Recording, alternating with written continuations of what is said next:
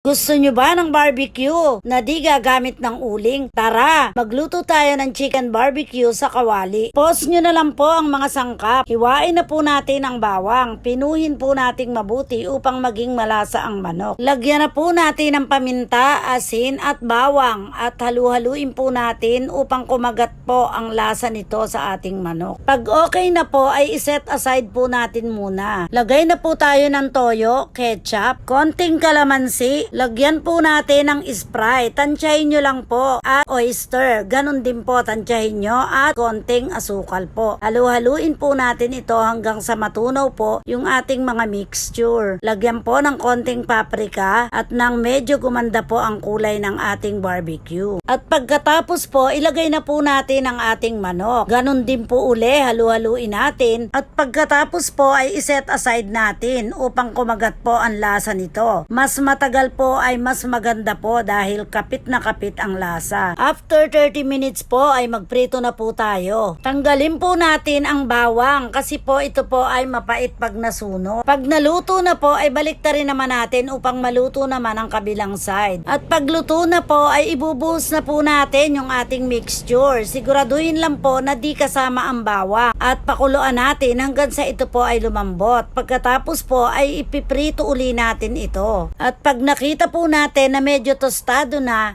ay luto na po ang ating chicken barbecue sa kawali. O diba, pwede naman palang di gumamit ng uling. Halos pareho lang naman ang lasa. Napanood lang namin ito at na-curious kami kaya kami gumawa. At totoo nga, pwede pala ang chicken barbecue sa kawali. Kung may time kayo ay pwede nyo ring subukan. Tara po, kain po tayo ng chicken barbecue sa kawali. Thank you for watching. Follow for more.